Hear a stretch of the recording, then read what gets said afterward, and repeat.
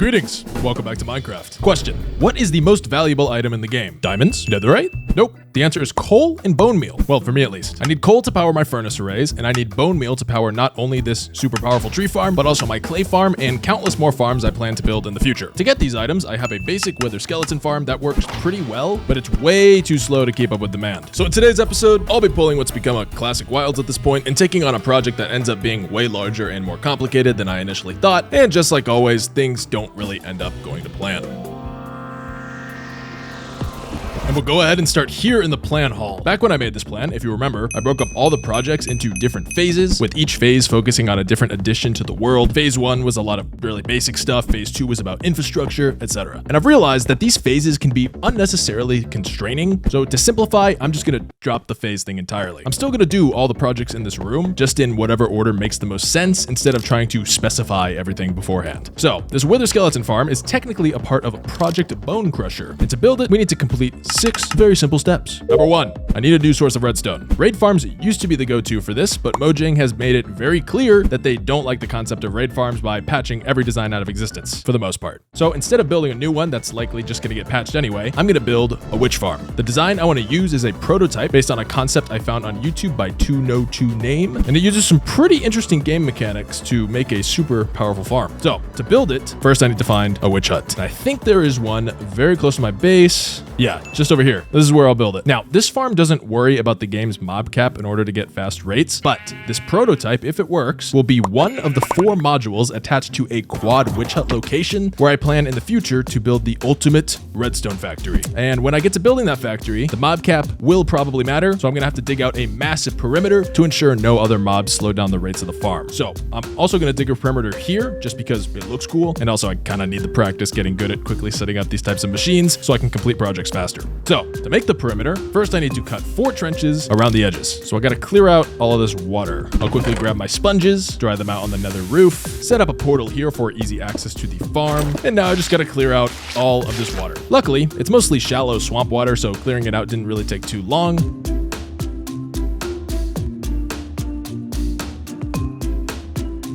And now I should be good to build the first 2 trenchers. So let's grab all the materials and build them up real quick.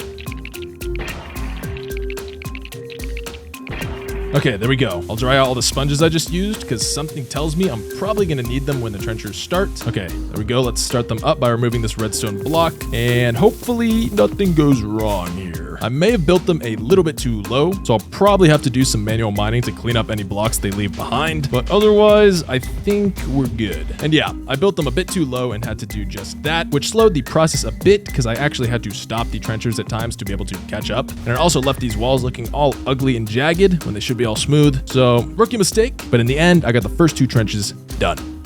Just 2 more to go now.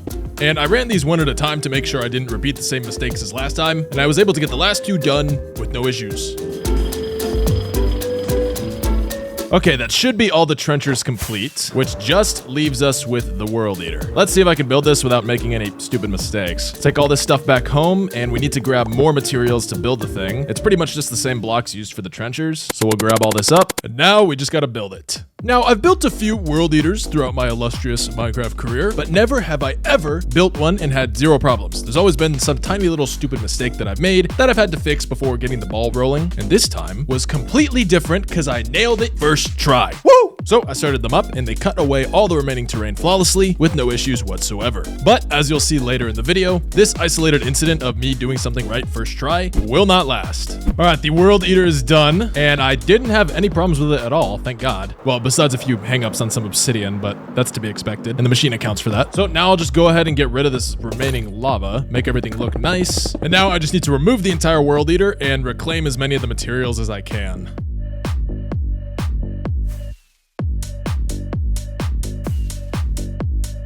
Okay, that's the World Eater gone. And now we just gotta build the witch farm, which is so easy, it's not even funny. We really don't need a perimeter this big for it. Anyway, let's grab all the materials from base, which is not that many. I need some amethyst for tinted glass, some basic redstone components, glass, concrete, and some slabs. Okay, that's everything. Now I just build the thing right in the middle of the perimeter.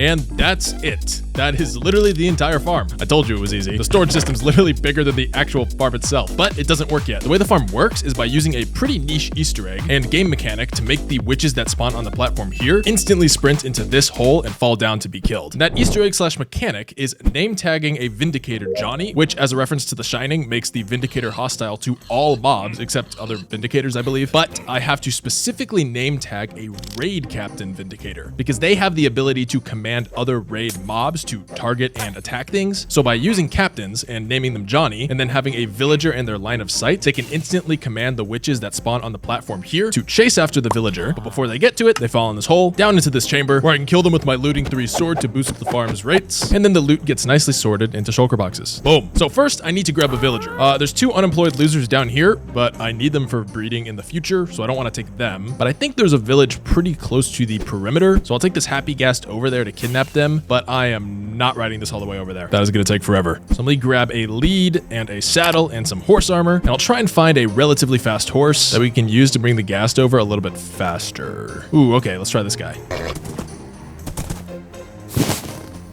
Okay, this guy's pretty fast. Let's grab the ghast and go.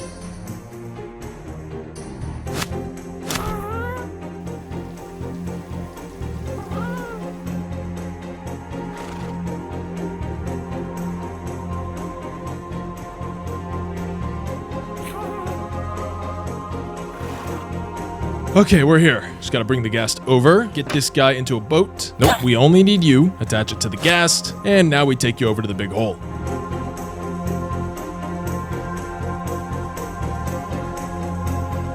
Position you here, and drop you into your new home. Boom. With the villager brought over, before I went out to capture the Vindicators, I noticed that there was a lot of blocks remaining inside of the bedrock, and hostile mobs could still spawn here, and we don't want that while the farm's running. Kinda defeats the purpose of the perimeter. So I built another TNT bomber to polish off the remaining bedrock and clear out those remaining blocks.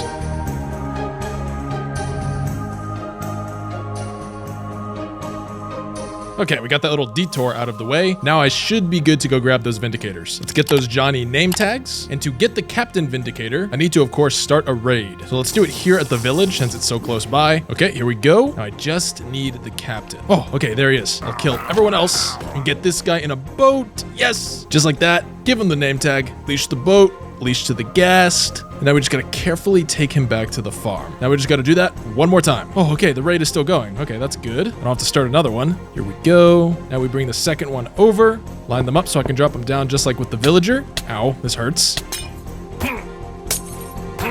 Okay, there we go, and I think it's working. That little head flicking he's doing is what it's supposed to look like when he's like constantly targeting the villager, so I think we should be good. Let's give it a test. I'll haul the horse all the way back to base, turn off the mob switch so the farm actually works. Now let's head back to the farm and we should be good to go. It should start up right away. There shouldn't really be any delay or anything. Oh yes, it's working. I just stand here, kill the witches, and look at all these items flowing. With the farm operational, I let it run for about an hour, only to realize I missed some of the redstone on the shulker box loaders, losing me all of the items from that hour. Nice one, idiot. But I don't need anything from it right this second, so let's move on to step number 2 of our project, bedrock breaking. I first mentioned this last episode, but in case you missed it, in the Nether, I plan to create a gigantic perimeter in an octagon shape where I can build a massive transportation network to make fast travel all around the world super easy. But I want to remove the bedrock roof, and so I need a good strategy to be able to remove the diagonal bits of bedrock so I can get the shape that I'm trying to go for. So the plan is to make a smaller octagon perimeter, not only for the Wither skeleton farm, but also as practice to develop an efficient strategy to do this on a much larger scale. Because if I just try to take on this project without doing some testing first, I promise it's going to be a disaster. So I'll start with building an outline of the big octagon so I can get a good sense of scale for it.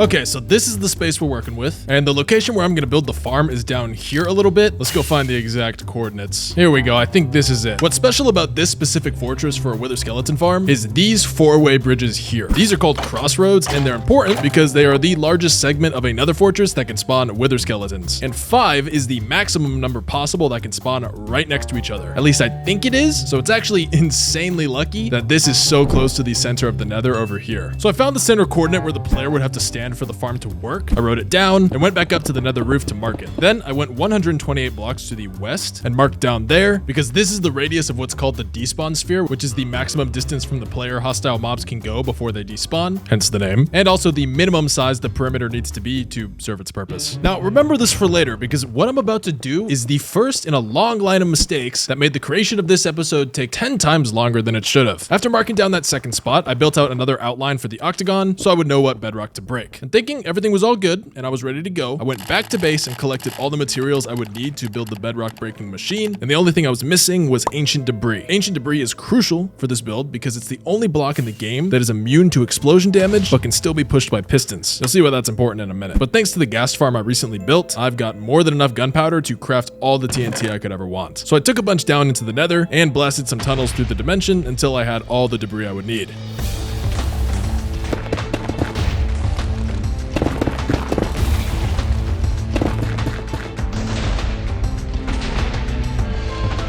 Once I got all the blocks I would need, I took it all back to the dig site and built up the bedrock breaking machine, and also made mistake number 2 and 3 that ends up costing me a lot of time, as you're gonna see.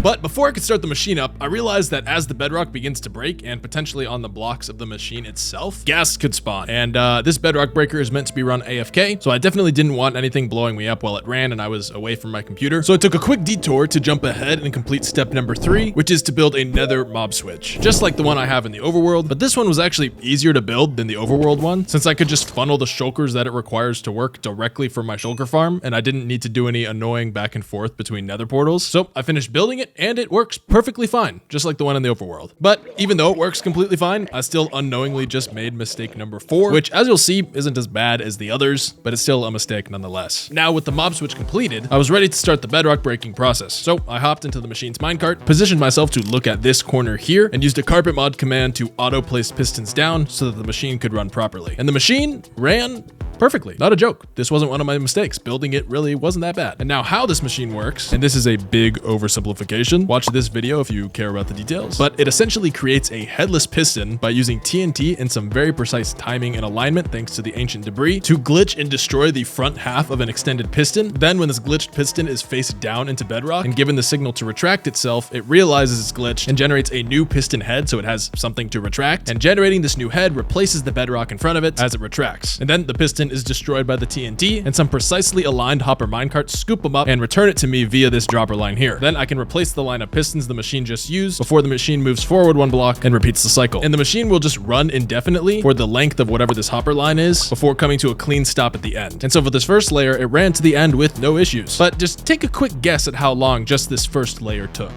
20 hours. I'm not kidding. 20 hours for 1 layer. Now, I'm already banging my head on my desk for how long this is gonna take, and I'm thinking to myself, what can I possibly do to make this thing go faster? And then I realize, wait a minute, I should just rotate it long ways so it has a fewer total amount of cycles. This is one of the mistakes I made. So I built the machine for layer 2 long ways, started it up, and immediately messed it up somehow, causing it to explode. And now it's hard to give a sense of time for these videos since there's so much gameplay all packed into 30 minutes or so, but just to try to give some perspective, each of these machines per layer takes about 30 minutes or so to build, and that's with the Lightmatica mod, and I'm going layer by layer, making sure everything is done right, and even then I still make some mistakes, so keep that in mind for how many times I'm gonna have to build this thing. Anyway, I rebuilt the machine for layer 2, and even though I thought I'd solved my mistake by building it the long way to make the process a bit faster, I had just made mistake number 5 by building it too long. Because of its length, the portion of the machine that uses pistons to break the bedrock was able to get back to the start before the pistons were finished being replaced, and the machine only cares if that portion has been returned. It doesn't really check for the pistons being replaced. So that's why it blew itself up. But it was fine because after it broke again, I realized the first mistake I had made. Remember when I marked out that spot at the beginning to see how big the perimeter needed to be? I accidentally mistook that marker for the center of the perimeter when it was actually meant to be the west side of the perimeter. And somehow I made the radius bigger than it was supposed to be. So not only had I just spent 20 hours AFKing bedrock breaking I didn't even need to remove, but I also removed way too much of it. Now looking back here, I could have done something in this moment that would have had all the bedrock I needed gone in just 6 hours. But don't worry, sorry, my ignorance here is only just beginning. I rebuilt the correct outline, removed the broken bedrock machine, and built up a new one in the same way I did before. I ran it, everything worked fine, no issues, and was way faster since I didn't have to cover so much space. Then I built layer 2 the long way again, but short enough that it still worked. At this point, I realized what the issue was. I ran this, had no issues, and rinsed and repeated all the way until finally the large center section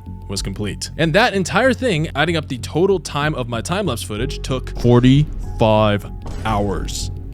Jesus fucking Christ. But while AFKing, I took some time to upgrade my character's skin, which I think looks way cooler than it used to. Okay, now here's the thing. Mistake 1 of mining in the wrong location, it's stupid, but it's no big deal. I just gotta move, right? Mistake number 2 of not realizing I couldn't build the machine so long, no big deal. I mean, you know, how else am I gonna learn something like that? It's my first time building the machine. But mistake number 3 here was my own stubborn nature just shooting me in the foot. Here's why. The machine I've been using to break the bedrock isn't supposed to look like this. It's supposed to look like this. And it's meant to run with 5 carpet bots all placing pistons like I was for all 5 layers at the same time. And I knew this, but I arrogantly assumed it would be fine and wouldn't add that much extra time if I were to just do 1 layer at a time. All because I was simply too lazy to figure out how to set up the bots. I wish I was joking. This center section here could have been done in just 6 hours if I had just used the bots from the beginning. But with how long it took to complete the stubborn way, I not only had time to give my Minecraft skin a little upgrade, but I also had time to create the Wilds bots. These are the helpers that I've created to help me finish up the rest of this bedrock breaking disaster and can help with anything else in the future where I may need some bot assistance. So I built up the full machine, this time how it's actually supposed to be built, but then ran into another issue. Bots are no different than other players. And when you have multiple players in a Minecraft world, the mob cap increases. Every player adds 70 to the total mob cap, and that number goes up and down depending on how close 2 players are to each other. But regardless, this means the mob switch that I had just built won't fully work anymore. So instead of making a bigger one, because that was going to take a long time to do, and I was already not having it at this point, I just built out a flat platform near my shulker farm, turned it on, and allowed hundreds of shulkers to flood onto the platform and fill up the mob cap way more than I need to. Then, now using the bots and doing this so much faster than before, I cut away the 2 large sections on the left and the right side of the centerpiece. Then finally, with those 2 sides completed, I realized I would have to do an insane amount of machine building if I wanted to cut away as little bedrock as possible to retain the diagonal shape. So I decided to run a little test where on the left side, I built the normal bot breaking machine, but on the bottom right, I built an automatic playerless bedrock breaker that works with pre-placed pistons instead of having a player inside the machine. And needless to say, the bot machine is pretty much always going to be faster and more efficient. So I wrapped up the last bit with a bot machine for the top right and cleaned up some of the leftovers in the middle with a breaker meant to flatten down the bedrock walls if you didn't want to have that little stair step like we have on the edges here. And then finally, after like 60 hours of doing this at this point, I was free from the prison of breaking bedrock. And we are finally done. That took 10 times longer than it should have, but I'd rather make a bunch of stupid mistakes and take 10 times longer here than on the big one here. Okay, now I just need to make a perimeter, which is of course step number 4. Creating another perimeter is actually a lot easier in my opinion than making an overworld one. You don't got to worry about massive underwater caves when making the side trenches. The total height of the nether is a lot lower than in the overworld. And the only thing that's more tedious, I would say, is of course removing all the lava that gets in your way. So I started just like in the overworld by creating an outline of trenches around the largest center portion in the middle. And to remove the lava lakes for these trenches, I found a machine that can automatically do it for me with the help of some sand walls, which was really nice. And it took some trial and error to find the most efficient method for digging these side trenches, but this 10x speed bomber designed by AQKRM seems to be the fastest method, although it does require I manually follow it to clean up any stray lava that might interfere with it. But overall, this part was so much easier than the bedrock breaking and a really nice break, honestly. So after some grinding, the trenches were complete, and now it's time to build the Nether World Eater, which is pretty much the same as the one that I built for the witch farm. It just has one tiny difference. The bottom here used for sweeping away lava has a full line of pistons instead of just the minimum needed for removing liquids, and this way any ancient debris that's uncovered can be pushed behind the World Eater and left to be mined manually later. And as you're gonna see, this is by far the most overpowered way to get ancient debris in the game. Okay, the moment of truth. Wait, how do I start this thing again? Boop. The machine started up perfectly and ran with 0 issues all the way till the end. And God, I was so happy to finally have all these mistakes behind me. And with all the lessons I've learned throughout this process, I'm gonna be so much better and faster at this kind of stuff for future videos. Except, just kidding, one more problem for old time's sake. I didn't verify the World Eater wouldn't collide with anything before starting it, so some slime got stuck on some netherrack and broke the machine right at the end. Nice. But it was fine, because in order to remove these final sections here, I went ahead and built up more of those 10 times speed bombers that I used for the trenches. For the massive hole later on, I'll most likely just set up more world eaters, but because it's small enough, I decided normal bombers and manually removing the lava would be more efficient, and it was. So I ran those bombers, set up more as I progressed to minimize the amount of manual mining I had to do, and after a couple more days of real life grinding, the perimeter was fully polished and dug out, and I was finally ready to move on.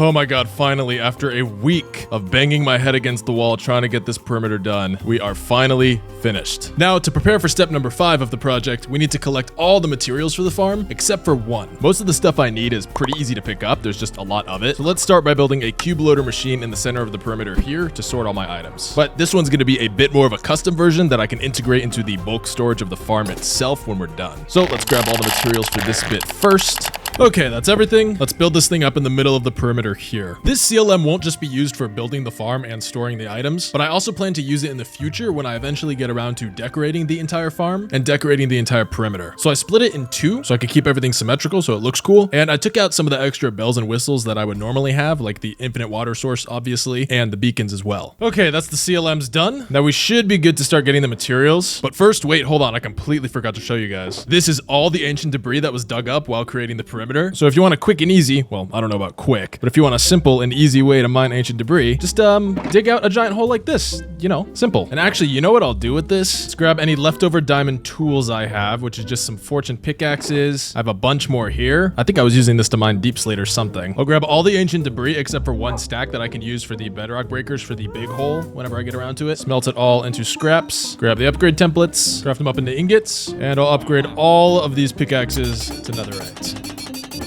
Boom. All right, let's see. Do I have any other tools that need upgrading? Or are these pickaxes good for now? Yeah, nothing enchanted. Okay. And then finally, just to flex, we'll duplicate these silence trims and just go full netherite everything. You can barely see it, but it actually looks way cooler. Oh yeah, this shit is tough. It looks way better than the gold, especially with my new skin. All right, back to work. For the materials for the skeleton farm, first we need 10 shulker boxes of white stained glass. And I think I've got plenty in here.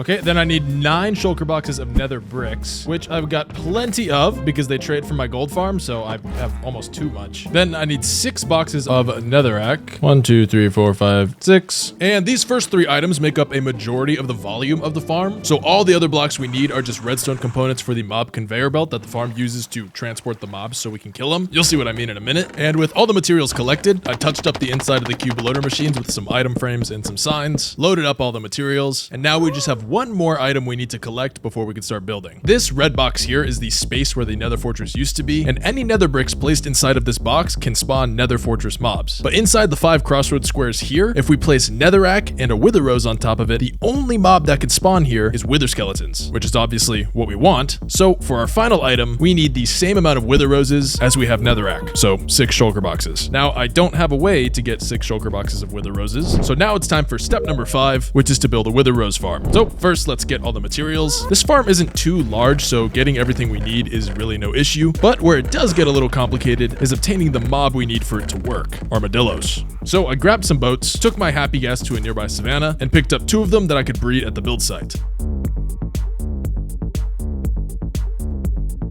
I hauled them all the way back to base, through the nether, and into the end. Okay, got the armadillos, and I'm gonna build the farm here because there's a wither involved, and I'd prefer not to accidentally destroy anything I care about in the event that I mess this up. So now I'll just trap these guys here, and I gotta breed up like a bunch of them. So while I wait to get the total amount I'm gonna need, I'll build up as much of the farm as I can. The farm itself is pretty simple. Basically, the armadillos get trapped here and get suffocated by this concrete powder, but because of the damage reduction from their shells, they don't actually take any damage. Then this dispenser splashes them with an infested potion, which causes them to spawn silverfish as they get suffocated, and the wither kills the silverfish, generating wither roses. So the bulk of the farm is just an auto brewer for the infesting potions and a shulker box loader for the wither roses. Okay, we should be ready to start the farm. I have to do this perfectly or it explodes and causes a bunch of problems. Okay, first I need to summon an iron golem here, which I believe I do. Wait, what? What?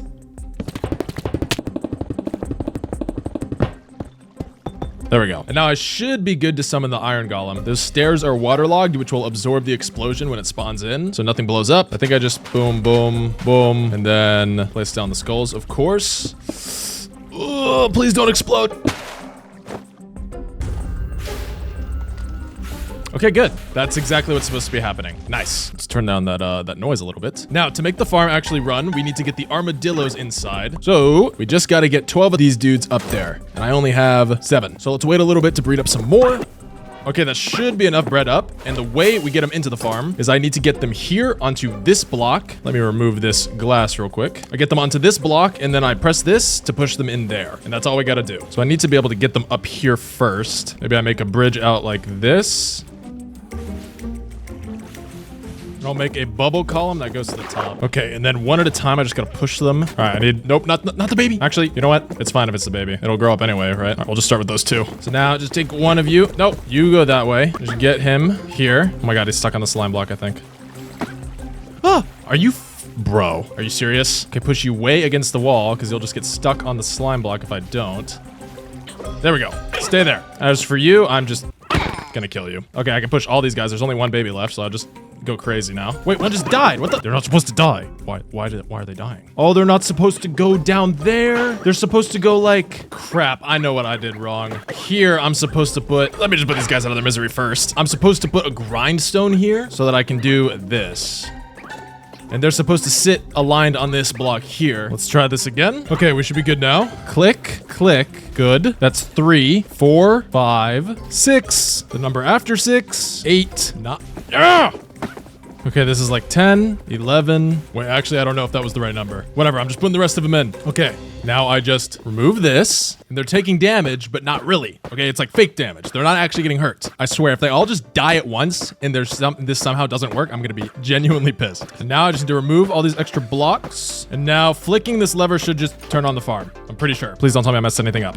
I think I gotta wait for this timer to flip once before the first potion is thrown, and then we should start getting drops pretty quickly. All right, here we go. Yes, you can see all the silverfish, and they're getting damaged by the wither, and then when they start to die, come on, they should drop wither roses. Oh, yes, okay. Yes, it's working. Thank God, bro. Look how many there are. They just flow out. And this farm, you know, it took forever to get those armadillos in there, but you know, if I ever need like a ton of wither roses in the future, I don't know why I would need that, but if I do, maybe for black dye or something, I could just build multiple of these farms. There's nothing stopping me from just building like 10 of these. It's not very laggy or anything. Yeah, there's a wither and the wither health bar is annoying, but I'm sure I can find like a mod to customize the health bars or something to make them smaller and less obtrusive. But for now, this is all I need. So I let the farm run for about an hour, and in that time, I was able to get way more wither roses than I even needed. Okay, let's check our haul, and we have 9 boxes. Okay, and we only need 6. Perfect. I'll take 7 just in case. Let's turn off the farm, and now all that's left to do is actually build the wither skeleton farm. So put that there, and let's get building. I started, of course, at the bottom with what's definitely the most technical bit of the farm. These are mob conveyors that, when activated, will push any mob inside this hall towards the center of the farm at 20 blocks per second. The floors are made of honey to lessen the fall damage the skeletons take, and also to prevent them from jumping around. And it's important that they have as much health as possible, because I want to be killing all of them with my looting 3 sword to maximize drops. So the conveyors run on a pulse so that there's no entity cramming as they move. I built out 6 of them to fully cover the edges of the spawning platform, and that should be enough for this first part of the build. Okay, that's all the mob conveyors done. And now the plan originally was for these things to come together and meet in the middle here, and then they would go into another conveyor going this way, funneling all of the mobs into a center chute here where they would then fall down so I could kill them. But after creating the wild spots to help break the bedrock, I realized that if I summoned one and put it on this platform, since it's basically just another player, the mobs will be spawning here, and then I can be in the overworld, which means I can use portals to make the farm pretty much instantly twice as fast. So now how the farm is going to work is all of the mobs will fall off the spawning platforms above these conveyors, be funneled into these portals, and then sent to the overworld where I can kill them. And since they're getting teleported away instantly and I don't have to wait to kill them, more mobs can spawn in their place, which increases the rates. And technically I could make it even faster than the design I'm building up now by having more portals kind of spread out a little bit more, but that would mean the overworld side would have to be way bigger than it's already going to have to be, and I don't want to do all that extra work. Plus 2,000 skulls an hour is already more than enough. But yeah, that means I'm going to have to build an overworld side, which I'm going to go ahead and do after I finish all of the spawning platforms. But for now, let's build up the portals and link them to the overworld just to avoid any potential problems when the farm is already completed. Grab all the obsidian, flint and steel, and we'll build out these portals. All right, now we'll go through this portal, break this side. Okay, the first portal that we just came through should line up just up here. I have to build it in the air a little bit so I can line up the mechanism with the other portals. All right, let's see. Hey, okay. Now we'll light both portals on both sides of the farm. And we'll build them on the sides that they should be on in the overworld too. Let's make sure this one's good. Yep, okay, nice. And this side should be lined up too. Okay, good. That's the portals. And now we just gotta build out the spawning platforms for the rest of the farm in the nether. But there's a problem. In order for the farm to work, I need piglins to act as bait for the wither skeletons so that they will chase them and then fall down into the conveyors here. What are you doing, man? So I need to disable the mob switch so I can actually get some. But we gotta disable our little mob switch workaround here too. And the only way to disable it is by killing all the shulkers and breaking that platform. So, is this still on? Yes, it is. Start by turning this off first. Then I need to kill all those shulkers. Okay. Should probably find a bow and arrow to do this. Alright, now I just gotta slowly, yeah. This is gonna take forever. Actually, it's probably easier just to do it like this, now that I think about it. That's pretty noisy, though.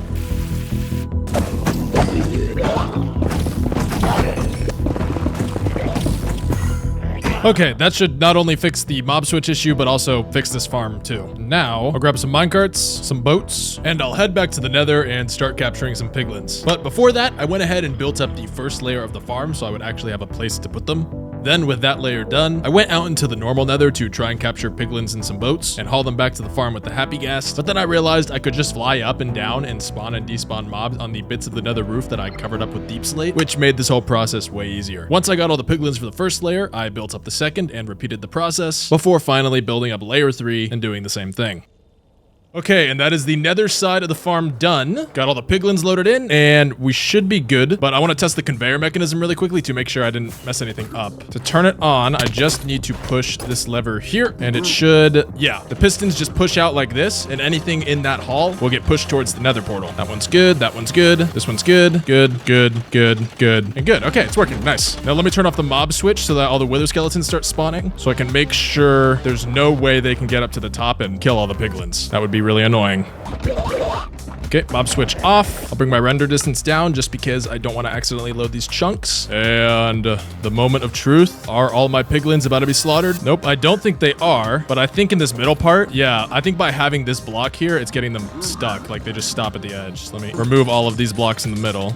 Okay, there. I think we should be good now. Let's turn the mob switch back on. And now it's time to build the overworld side. I need a whole other set of redstone materials for this. So I ran back to base and grabbed them super quick. It's just more pistons and honey blocks and things like that to build more of these conveyors. And then chests, hoppers, and everything you would need to build a storage system. Okay, there we go. That's everything. Now, before we start, let me see if I can link up another nether portal to the overworld for me to go through that doesn't interfere or connect with the farm. I think this frame here built in the CLM should be far enough away from the other portals. I'll write down the center coordinate here, and then I'll travel to the overworld in one of the other portals just to play it safe. Whoa. Ah, ow. Okay, nice. Now we just build the overworld side. Shouldn't take too long because it's just those conveyors essentially, and then of course the killing chamber. Nothing crazy complicated going on out here. So I was able to get it done pretty quick.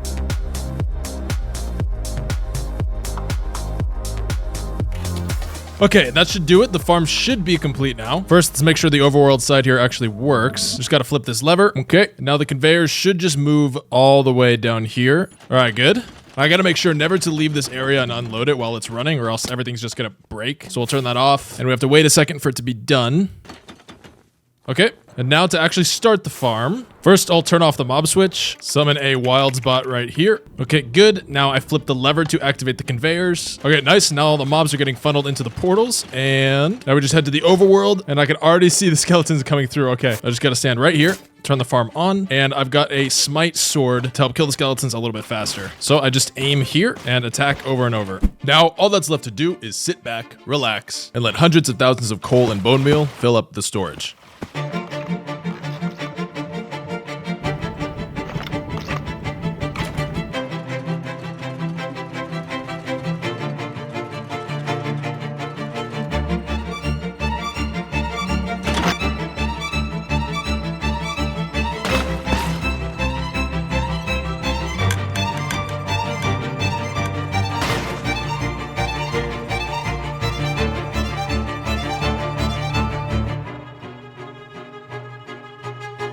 Okay, the farm's been running for a little over an hour, I think. We got it turned off. Now let's see. Oh my god, bruh. Oh my god. Dude, I'm pretty sure this is supposed to sort the boxes in their own chests, so something's going on here, but it's still storing them, so whatever. Look at all this stuff. Holy crap. Okay, let's solve this little noise issue really quick. Just gotta go back to the nether. Kill this dude. Turn this off and turn the mob switch back on. Now let's get all the stuff from the farm. Oh, that's not supposed to happen.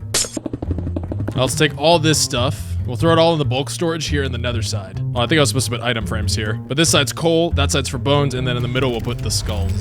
I slapped on those item frames and finished loading all the items into the bulk storage. And I ended up running the farm all night, and because I've been editing for the last week, I didn't actually count how many I got in a single hour. So I went ahead and ran it one more time, just for an hour, and we'll add up all of the items we get, subtracting the amount that was already partially loaded into boxes when I started, and our final result is 77,299 bones an hour, 62,331 coal an hour, and 1,888 skulls an hour, or one skull every 2 seconds. Yeah, that's insanely fast. But the thing is, as I mentioned earlier, I can still make this farm considerably faster. There are a ton of different options for a farm like this, since every fortress is a little bit different, and there's also a ton of different options for transporting the skeletons and killing them. And one of those options is I could have used a minecart setup that picks up the wither skeletons super quickly after they spawn, which removes them from the mob cap while they're in the minecarts, and then transports them to me to be killed. A setup like this would improve my rates a little bit, and also remove the need for a wild bot since I could do it all in a single dimension. But I think I want to experiment a little with some of my own custom alterations to see if I can really squeeze as much juice out of this farm as possible. But I'm going to wait to do that until I'm ready to decorate this entire farm and the perimeter surrounding it, because I want to build a massive nether themed factory over here, and I want this farm to be connected to that. So for now, the speed the farm currently is way more than enough. And finally, my coal/bone meal shortage is over.